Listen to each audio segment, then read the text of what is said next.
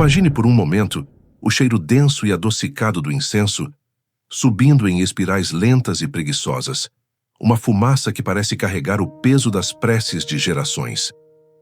Ele se mistura ao ar pesado e frio de um salão amplo, um espaço concebido para diminuir o indivíduo e magnificar o mistério.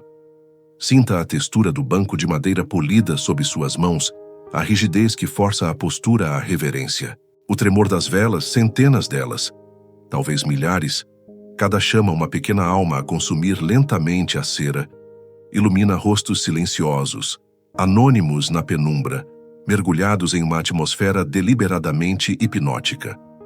A luz dança sobre o ouro dos altares, sobre as vestes pesadas do celebrante, sobre os vitrais que filtram o mundo exterior, transformando a luz do dia em um mosaico de cores santificadas. O eco dos cânticos ressoa nas paredes de pedra, uma arquitetura projetada para a acústica da transcendência. Cada voz humana, seja afinada ou vacilante, é apenas mais um fio costurado em um tecido sonoro que atravessa séculos. A melodia é antiga, as palavras talvez numa língua que já não se fala nas ruas, e essa combinação de estranheza e familiaridade cria uma ponte para um tempo mítico, um tempo fora do tempo.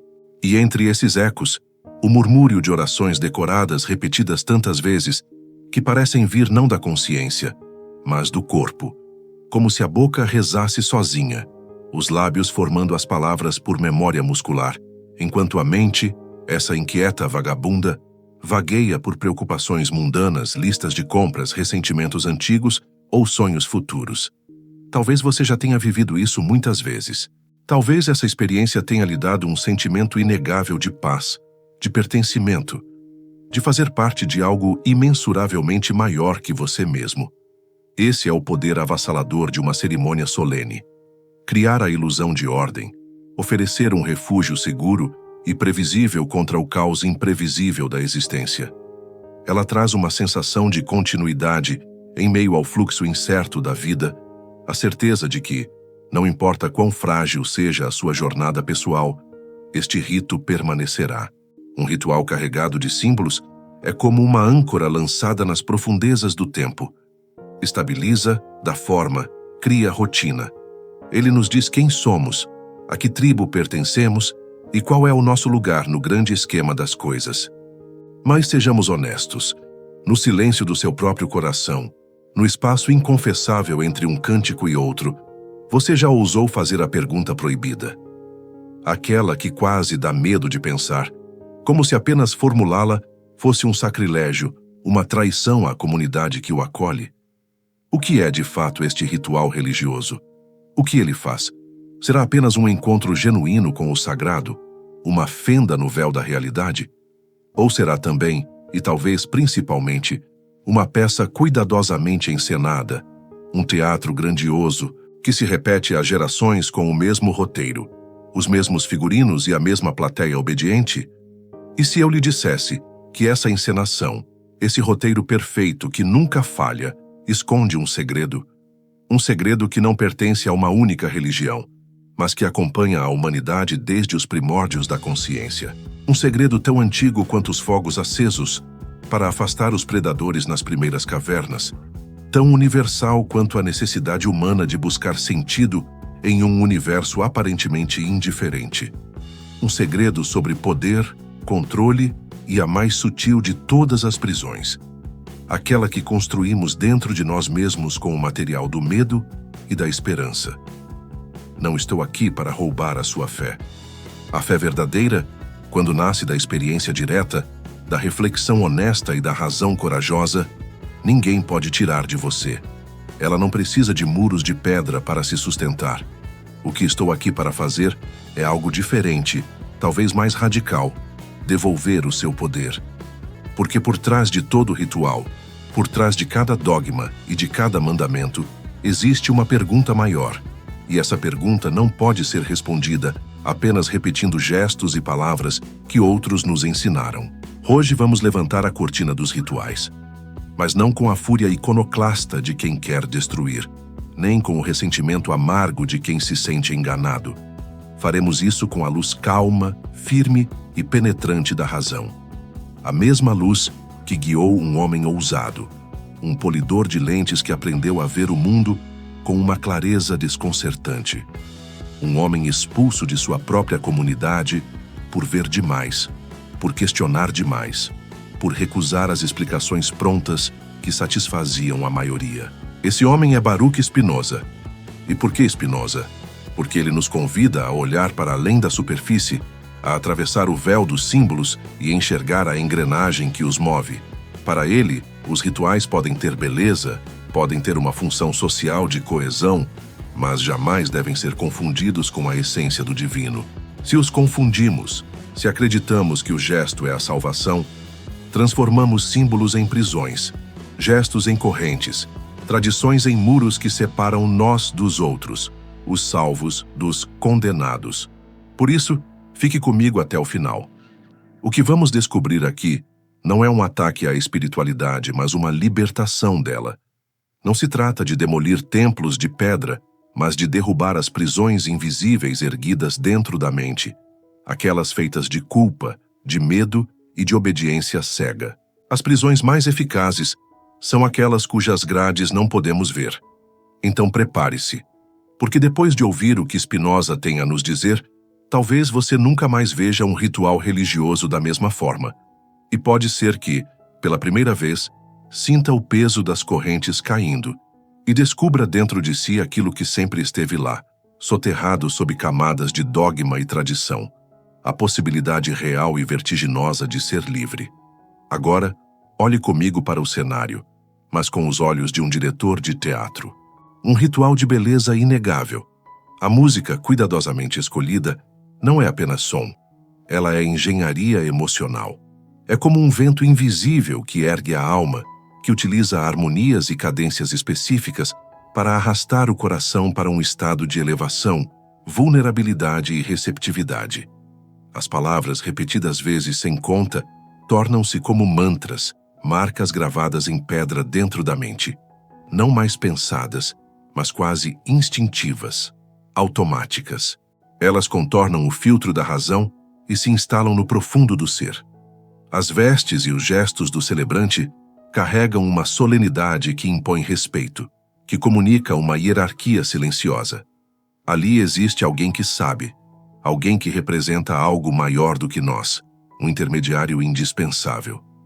E nesse teatro sagrado, cada um recebe um papel.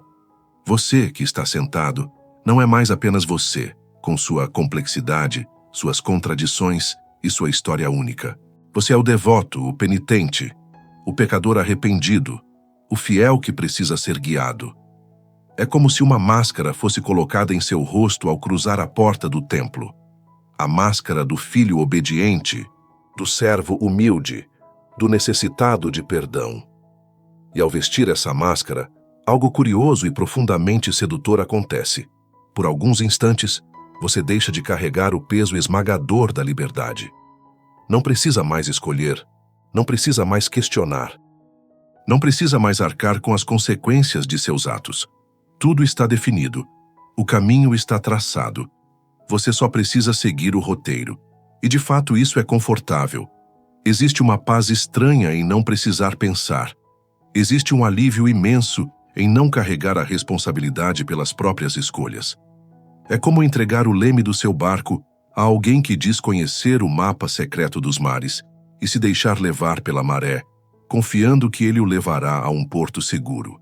O ritual oferece uma pausa da ansiedade da vida moderna, da paralisia da escolha infinita. Mas aqui, exatamente aqui, nesse conforto, começa o primeiro engano. A ideia de que cumprir o ritual, de maneira correta e repetida, é o que realmente importa. Que o gesto em si tem valor, independentemente da consciência, da intenção ou da compreensão que o acompanha. É como se a espiritualidade fosse reduzida a um checklist. Levantar-se no momento certo, ajoelhar-se quando mandam, repetir as palavras exatas, marcar as caixas de um contrato invisível que promete em troca algum benefício espiritual, seja o perdão, a salvação ou a prosperidade. Mas será que isso realmente conecta você a algo maior? Ou será apenas um costume, uma tradição herdada, uma roupa que lhe colocaram quando criança e que você nunca ousou tirar para ver se ainda lhe serve. Sapatos que talvez nunca tenham sido do seu tamanho, mas que você continua usando, mesmo que machuquem por medo de andar descalço, por medo de descobrir que não sabe para onde ir sozinho. E aqui, a pergunta de Spinoza ecoa como um raio em um céu sereno. É pela obediência cega que nos aproximamos da verdade, ou pela compreensão clara da razão? Para ele, a resposta era óbvia. A obediência pode trazer ordem social, mas jamais trará libertação individual. O ritual pode ser belo, pode ser comovente, pode até trazer alívio momentâneo.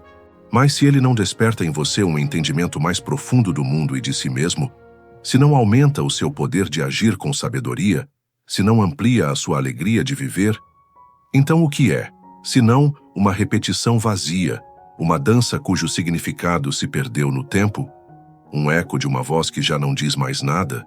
E aqui entra Spinoza, o excomungado.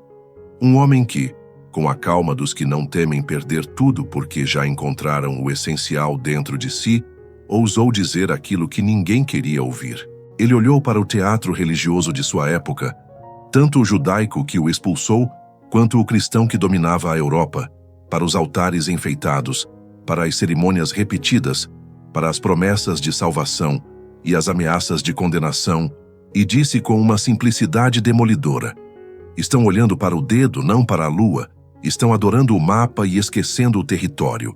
Com essa metáfora simples e devastadora, Spinoza mostrou que o erro não está no símbolo em si, o dedo, o mapa, mas em confundir o símbolo com a realidade, a lua, o território. Assim como um mapa pode ser útil para navegar, mas nunca será a própria paisagem com suas montanhas, rios e florestas, um ritual pode apontar para algo maior, pode ser um auxílio pedagógico, mas nunca será esse algo maior. E, no entanto, geração após geração, os homens se perderam nessa confusão. Acreditaram que o divino, a totalidade da existência, precisava de um edifício especial, feito de pedras cuidadosamente empilhadas, que precisava de palavras mágicas, pronunciadas em uma língua morta para parecer mais sagrada e menos questionável, que precisava de intermediários, homens revestidos de autoridade, para traduzir o acesso ao mistério, cobrando um pedágio espiritual, social e, muitas vezes, material. Mas, para Spinoza, esse era o maior equívoco, a fraude fundamental. Não é o templo que torna Deus presente. Não são as palavras que invocam o divino. Não é o sacerdote que abre ou fecha as portas da eternidade, porque não há portas a serem abertas. Já estamos dentro. O sagrado não está fora de você. O sagrado não é um espaço delimitado por paredes. Não é um instante restrito a um calendário. Não é uma voz autorizada a falar em nome de um mistério distante. Para Spinoza, o sagrado é a própria totalidade da realidade, a ordem imanente e as leis imutáveis do universo. Ele chamou essa totalidade de Deus sive natura, Deus ou natureza. Não um Deus pessoal, um rei barbudo sentado em um trono celestial, julgando os homens. Mas Deus como a própria estrutura da realidade, a causa de si mesmo, o sistema operacional do cosmos, do qual tudo e todos somos modos, expressões. E, sobretudo, o sagrado está em sua mente. Essa centelha de razão que permite compreender, ordenar, perceber conexões. A faculdade de entender não é um simples dom humano. Para Spinoza, é a própria participação no divino. É a natureza pensando sobre si mesma através de nós. Cada vez que você entende algo, a órbita de um planeta, a causa de uma emoção, a lógica de um argumento matemático, cada vez que vê a ordem por trás do caos aparente, cada vez que descobre a causa de uma paixão que o aflige, você está tocando Deus. Não o Deus distante dos dogmas, mas o Deus imanente, que é a própria realidade pulsante. Por isso, Spinoza dizia: não é ajoelhando-se diante de pedras ou repetindo palavras que se encontra o divino.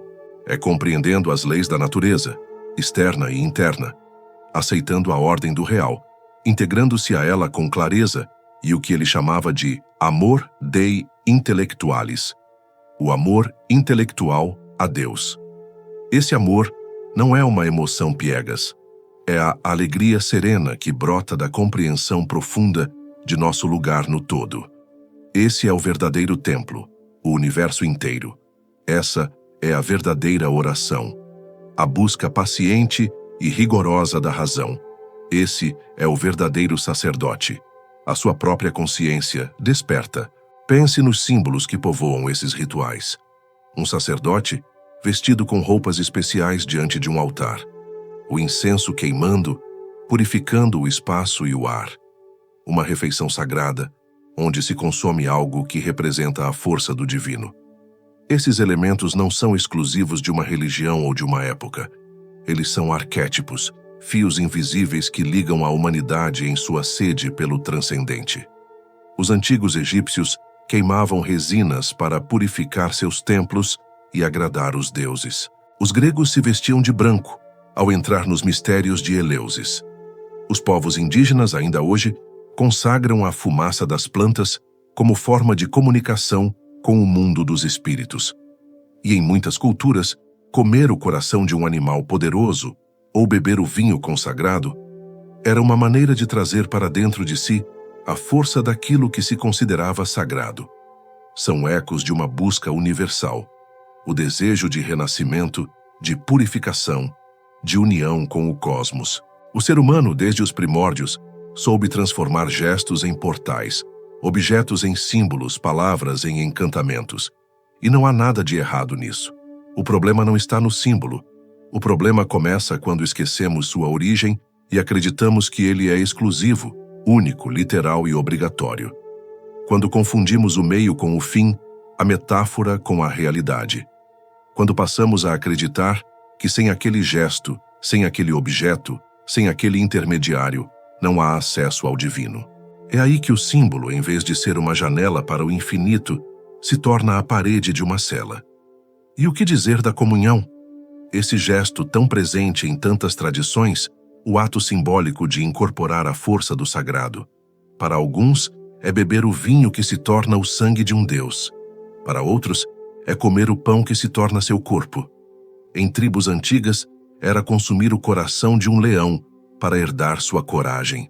Em mitos ainda mais antigos, era beber a seiva da árvore da vida para se tornar eterno.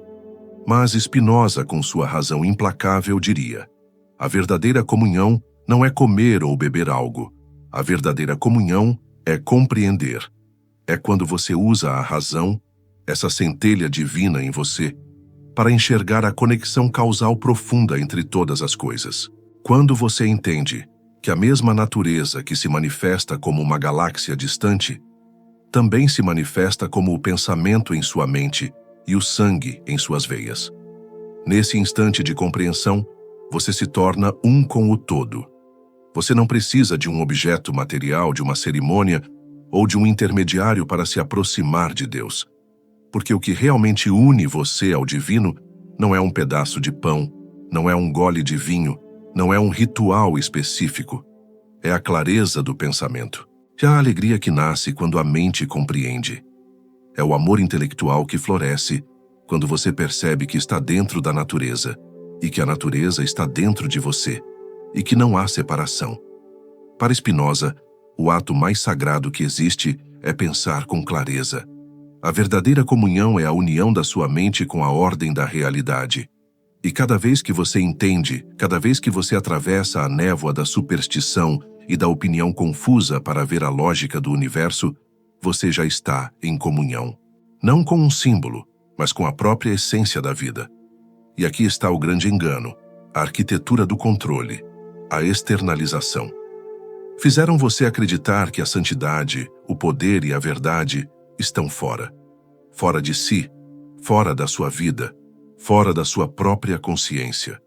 Disseram-lhe que ela está em um edifício de pedras enfeitado de vitrais e símbolos, que ela está em um homem vestido de ouro, autorizado a falar em nome do divino, que ela está em um livro antigo, cuja interpretação correta pertence apenas a uma elite, que ela está em um pedaço de pão ou em uma gota de vinho, transformados por palavras especiais.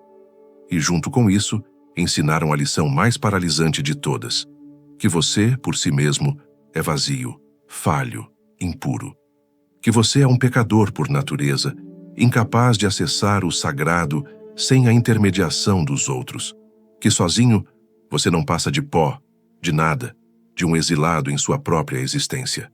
Esse pensamento, repetido dia após dia, ano após ano, através de rituais, sermões e canções, gera um efeito devastador. Ele o torna dependente, ele o torna obediente, ele o torna pequeno. Quando você acredita que o acesso ao divino está sempre fora de você, o seu poder de agir, sua potência, como diria Spinoza, se esvai. Você já não se vê como criador da própria vida, mas como mendigo diante de uma porta que só outros podem abrir. Ensinam você a temer um juiz nos céus, mas esquecem de ensinar como ser amigo de si mesmo aqui na terra. E esse é o truque mais sutil, a manipulação mais profunda. Se a salvação depende de rituais que só outros podem realizar, o poder nunca estará em você. Mas há uma libertação, e essa libertação não vem com mais uma religião, mais uma instituição, mais uma lista de regras. Não se trata de trocar um altar por outro, um dogma por outro, uma obediência por outra. A verdade que liberta é uma nova perspectiva. É a liberdade de poder entrar em qualquer ritual, se você quiser, mas sabendo exatamente o que ele é. Não a única porta para o divino, mas um teatro simbólico, uma poesia em ação. E como toda poesia, bela e inspiradora, mas jamais a única ou a verdade literal. A porta principal sempre esteve em você. E essa porta não é feita de pedra, ouro ou fórmulas secretas. Ela é feita da sua capacidade de raciocinar, de amar, de compreender. Ela se abre quando você contempla o céu noturno e sente a admiração pela ordem matemática de uma estrela distante. Quando você perdoa alguém de coração sincero, não por mandamento, mas por compreender a humanidade compartilhada na falha. Quando você sente a beleza de uma ideia clara iluminando a sua mente. Quando uma alegria verdadeira nasce de dentro, da realização de uma tarefa bem feita, sem precisar da aprovação de ninguém. Esses são os verdadeiros sacramentos da vida. E o mais revolucionário é perceber que você não precisa de permissão para celebrá-los. Não há hierarquia, não há intermediário, não há barreira. A celebração é sua, a comunhão é sua, a liberdade é sua. Para Spinoza, a experiência do sagrado não está nos ritos externos, mas na expansão da potência de existir. E cada vez que você age movido pela razão e pela alegria, cada vez que você compreende em vez de temer, você já está vivendo o que ele chamava de beatitude, a felicidade suprema, a salvação no aqui e agora. E se perguntarmos, como nos convenceram do contrário? Como nos fizeram acreditar que o sagrado estava sempre fora, distante, inacessível? Aqui, Spinoza apontaria para o motor oculto que move essa engrenagem de submissão, as paixões tristes e a mais poderosa delas, a culpa. A culpa é como um policial invisível dentro da mente. Ela não precisa de grilhões de ferro, nem de paredes de prisão. Ela mesma cria as correntes. Correntes sutis, feitas de ideias de deveria e não deveria, mas tão fortes que podem aprisionar uma vida inteira. A culpa é a voz que sussurra incessantemente. Você não é suficiente, você nunca será digno, você nasceu em dívida. É a corrente que mantém você preso ao passado, sempre curvado, sempre pedindo desculpas por existir, por desejar, por ser humano. E veja, a culpa não torna ninguém melhor. Ela não é um caminho para a virtude, mas para a paralisia.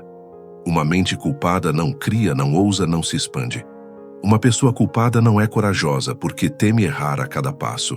Uma pessoa culpada não é livre porque carrega sempre a sombra de um tribunal imaginário. No fundo, a culpa molda pessoas obedientes, ansiosas por aprovação, fáceis de controlar. É a ferramenta perfeita para quem deseja poder sem precisar da força bruta. Porque o medo externo pode ser resistido, mas o medo interno, esse caminha com você para onde quer que vá. Mas aqui entra o gênio terapêutico de Spinoza. Ele nos mostra que existe um antídoto para a culpa, E esse antídoto não é a indiferença, não é o desprezo, não é simplesmente fazer o que quiser. Isso seria apenas a outra face da mesma prisão, uma reação infantil. O verdadeiro oposto da culpa é a responsabilidade. A culpa olha para trás e o define pelo erro. Eu sou mau, eu sou indigno, eu sou um fracasso. Ela o congela no pior momento de sua vida, transformando um ato em uma identidade. A responsabilidade, ao contrário, olha para frente e pergunta: o que posso aprender com isso? Como posso reparar o dano que causei? O que posso fazer melhor a partir de agora? Ela não o define pelo que você fez, mas pelo que você pode se tornar. Ela reconhece o erro não como uma mancha na alma, mas como um dado, uma informação valiosa para o crescimento. Essa é a diferença entre viver acorrentado e viver livre. A culpa é um peso que o arrasta para baixo, uma paixão triste que diminui sua potência de agir. A responsabilidade é uma escada que o convida a subir, um ato de razão que aumenta sua potência. E é exatamente aqui que Spinoza dá a sua lição mais libertadora. A vida não é um tribunal cósmico onde você acumula pontos para ser absolvido depois da morte.